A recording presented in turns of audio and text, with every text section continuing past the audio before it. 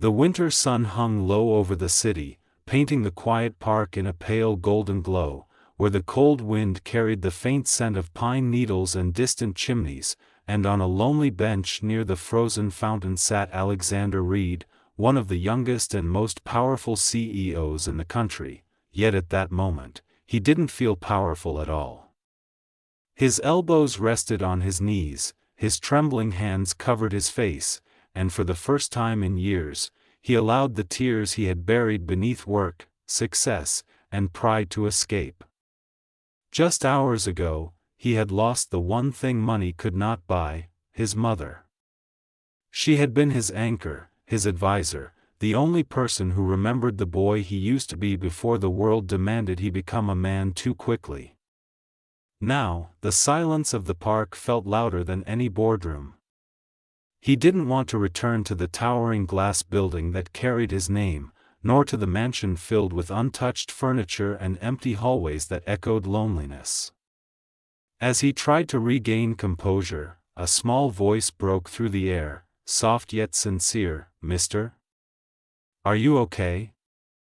Alexander blinked through his tears and lifted his head. Standing before him was a little boy, 6 years old, maybe 7, wearing a bright red jacket, blue knitted hat, and slightly oversized boots that made him waddle like a duck. His big, curious eyes were fixed on Alexander's wet face. Embarrassed, Alexander quickly wiped his eyes. I'm fine," he whispered, but the boy frowned as if he didn't believe him. Children recognize truth better than adults. "My mom says it's okay to cry," the boy said, swinging his small backpack side to side. "She says crying doesn't make you weak. It makes you real." Alexander felt something tighten in his chest. He had heard those exact words years ago, from his own mother. He tried to smile, but it crumbled instantly. The boy hesitated, then gently placed his hand on Alexander's arm. "Don't cry, mister. You can borrow my mom." Alexander stared at him, startled, confused, and touched all at once. Borrow his mom? He opened his mouth to speak, but no words came out. Before he could process anything, the boy pointed toward a woman standing near a cluster of bare trees. She was adjusting a grocery bag on her hip while scanning the area, probably looking for her son. She looked gentle, warm, and tired in a graceful way, like someone who carried the world yet still found the strength to smile.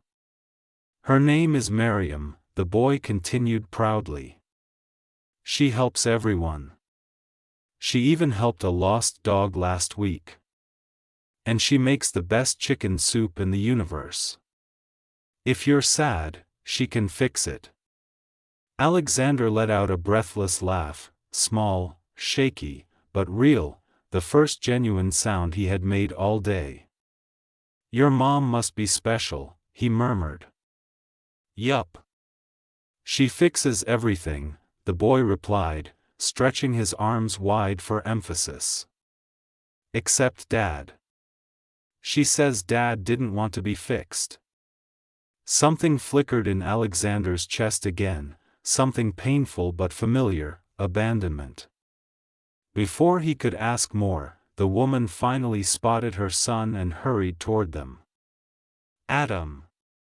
I told you not to run too far." She stopped mid-sentence when she reached the bench and saw Alexander's ruined expression, the tears he had failed to hide, and her scolding softened instantly. She looked at her son. "Sweetheart, is everything okay?" Adam nodded. "Yes. But he's sad.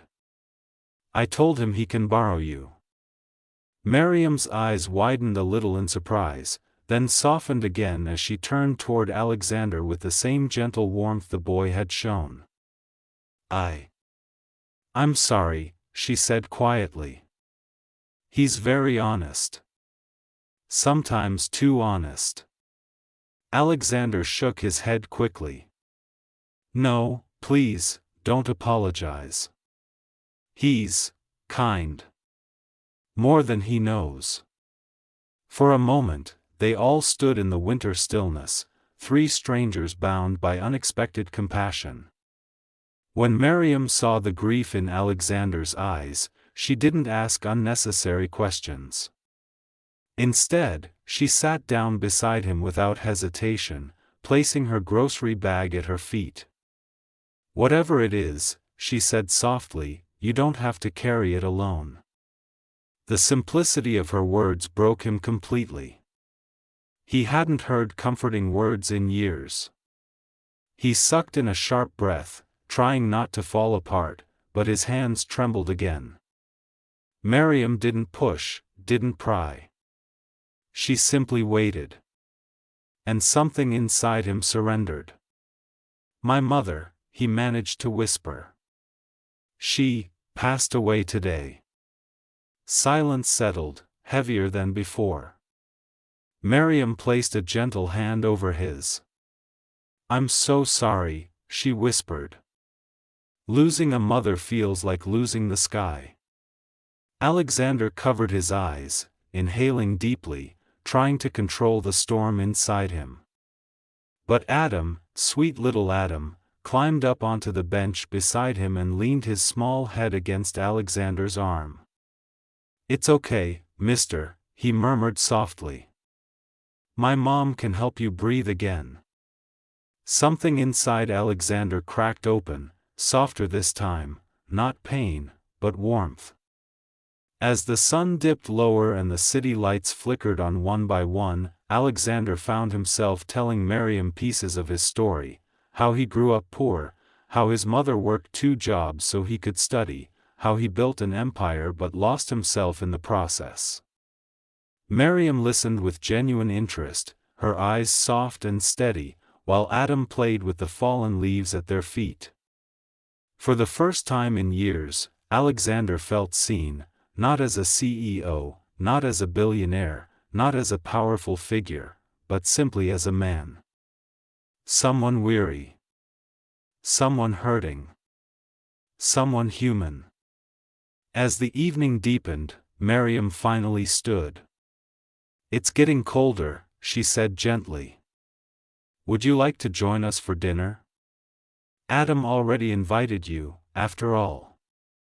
Adam jumped excitedly. "Yes. Yes. Mom makes the best soup. And cookies." Alexander hesitated.